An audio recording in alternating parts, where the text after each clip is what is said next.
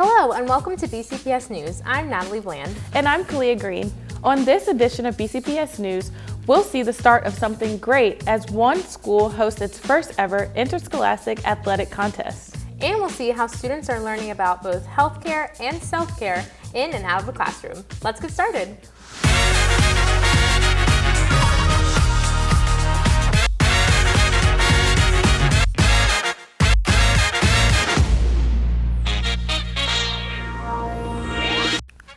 Golden Ring Middle School has partnered with Johns Hopkins to teach students some very important lessons about lung health. The Lung Ambassador program is guiding kids to healthier lungs while sparking a new passion for some students. If you want to use markers, I do have markers here, so you make your posters colorful.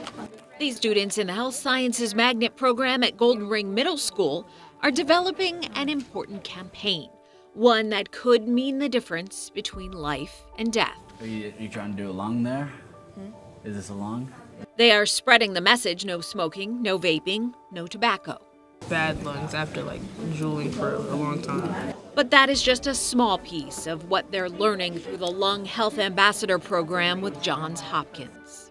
Right, you know how it says thymine, cytosine, adenine, and guanine? Doctors, nurses, and researchers share firsthand knowledge. Yeah, so you might be taking enzymes, you might be taking other things to help. And so one of the skills they'll learn is how to read an x-ray. My name is Dr. Panagis Galiatsatos. My position here at Johns Hopkins is a physician and assistant professor in pulmonary and critical care medicine.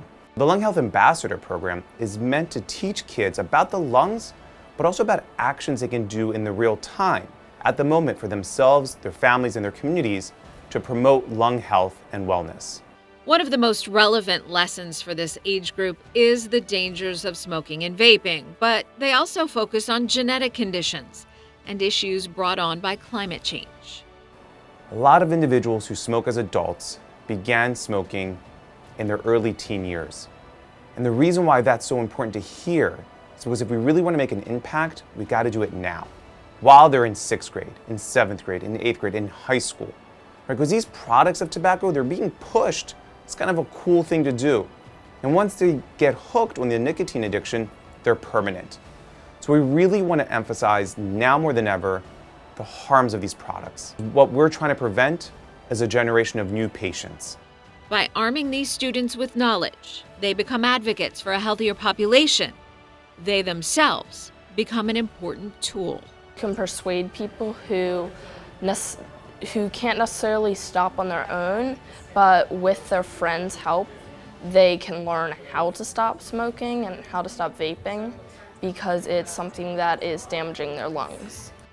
The power of learning will help them be really good ambassadors to their friends and telling their friends, this is not good, you're not supposed to do it, because they do understand the anatomy of their brains and how the chemicals actually affect their brains. So they have that kind of understanding. And I think that kind of understanding is very powerful, that they should be able to share it with their friends. What are we going to put in this square? The Lung Health Ambassador program is not only creating a new crop of healthier humans, I want to be a pediatric surgeon. It's also assisting in providing a new generation of healthcare workers. I think it's helping me to have a better perspective on the medical field. And not only am I learning things about the human body, but I'm learning things about teamwork, and I'm learning about how people work in a hospital setting. Is you can actually read this. Parents would also tell me that, I don't know what you did, Dr. Pigaragan, but my daughter came home and she is now so motivated to school and would like to be a doctor or a scientist someday. So it's really a motivation for them. And I like that kind of spark with the kids. It's more than just the science. If some of these kids become doctors and nurses, great. If anything, though, as long as we can promote the science literacy and the respect for health overall, that's a huge win. And that's going to come not because of what we have to say, but who we are and how we say it to them. From healthcare to self-care, both are important for students to learn. The Office of School Climate recently sponsored a Culture of Care event to teach the importance of taking care of yourself so you can take care of others. We are so excited to collaborate with Move This World, who is our new mindfulness vendor. Move This World is a social emotional learning program. We work with schools, districts, families, communities across the country to support social emotional learning. There's really a wide range of roles that are represented here today, from secondary, middle, high school, elementary school, central office. So the exercises, they incorporate movement, they incorporate writing and drawing and lots of different forms of creative practices. So that was an exercise that we call Walking 1 to 10, where the group sort of roams the space and we call out different actions. So we start with walking, and we call out different numbers that represent different levels of intensity. 10. When we do certain things, there are different levels to them. If my level 5 looks one way, it does not necessarily mean that somebody else I work with has the same level 5. But the more that we understand one another and our different levels, if you will, the more supportive we can be and efficient we can be in the workplace. The activity in which an individual stands in a circle and calls out a prompt. I'm actually anyone who did traditional New Year's food, which is cabbage and black eyed peas. Great. That activity in itself just speaks out. Vulnerable people are really willing to be given the opportunity to be their authentic selves. To be able to make connections and see commonality that's more than skin deep was really powerful. To know that people who might not look like me have experienced similar things or have been on a journey that's kind of like mine too. Everybody brings something with them to work each day, and when we can see our staff and our coworkers as whole people, it helps us be more supportive and work better together. You know, I think that all the laughs that we've had, the smiles, the energy we brought to the table have yet again tightened the group of people that are here and kind of sent us off in the same mission, which is to create a climate in Baltimore County Public Schools in each of our buildings that does everybody proud and that sets everyone else up for success moving forward as well. Over at Ridge Ruxton School, they're making sure everyone has a chance to unleash their inner athlete. It was a chance for new beginnings as the school hosted its first Allied Bocce Ball match. There was something unique happening at Ridge Ruxton School. This was their first ever interscholastic athlete contest as they participated in an Allied Bocce Ball match against Delaney High School.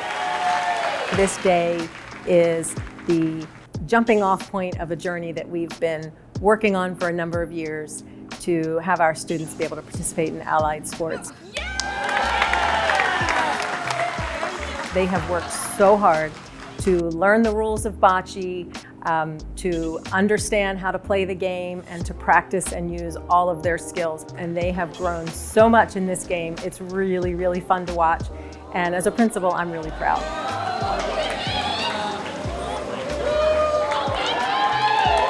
They've been practicing super hard twice a week for about 2 months. And they're so excited just to show off their new skills and to be cheered on by their peers and their families and teammates. For Ridge Ruxton, Delaney, and the community, it's much more than the competition. For us, I think it's amazing that we get to have this opportunity to cheer for our allied players and see the happiness it brings and stuff like that for them. And then just to see that continue on into a different school is just a whole nother thing that we're really proud of.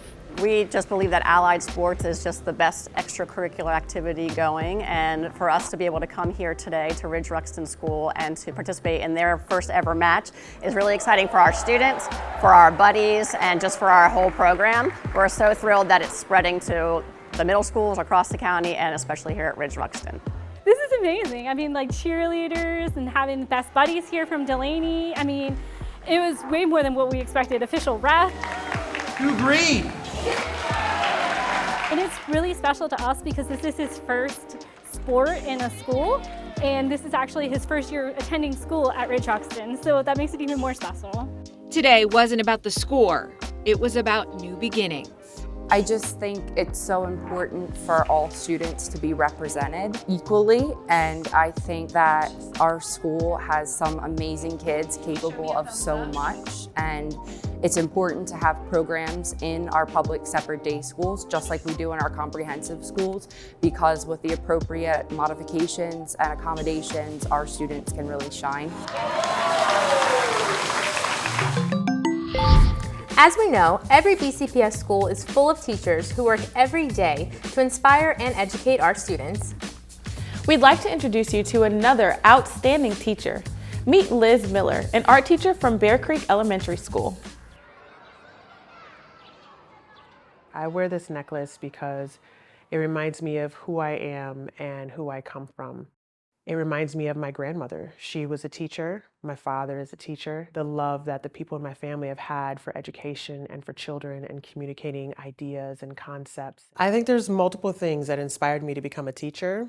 My grandmother was a teacher, and growing up, I remember her having kids come over her house and she would tutor them and give them a snack. I really saw her just take a personal interest in her students. I also had a lot of really great teachers. I had an amazing French teacher named Madame Kolk at City High in Grand Rapids, Michigan, and I had an amazing theater teacher named Miss Peterson, who was so kooky and strange and different, and she made me just understand what it was like to see somebody who was really passionate about art and really passionate about their calling, and that really compelled me to become a teacher. Art is my passion. Art is my life. I am a fine artist as well as a teacher, and what motivates me to do the work is when I just see the kids really take to the work, when they just really love the content, seeing them kind of come alive and seeing them understand the world differently, really get into the material and get excited about the arts, because the arts are all around us. The best part of my day is when we get into work time. When I have my students and we're really going into the project and they're digging into it, whether they're doing sketching or their hands are making something, and I walk around and I'm able to have these little conversations with them. I'm able to see how it's going, give them compliments, catch them in the midst of maybe a little bit of frustration, a challenge that they're hitting, and then help them persevere through. When I get to come alongside them and problem solve with them, it's really magical, because I know that that basically relates to every area of their life, and it'll carry it with them for a lifetime. I teach because I love those magical moments when a kid just comes to life and understands the material, and it ignites a passion inside of them, and be excited by it and excited for the next thing and the next thing that we're going to do, because the arts are exciting. They're all around us. They're in everything that you're going to learn, math, science, and it doesn't matter whether they become a professional artist. It matters that they understand that learning is powerful. Learning is where they are self-actualized and they can become more. And that moment is what I really love about teaching. My name is Liz Miller, and this is why I teach. That's all for this episode of BCPS News. We hope to see you next time as we introduce you to more students, families, and staff around Baltimore County. For now, I'm Natalie Bland. And I'm Kalia Green. Have a great day, BCPS.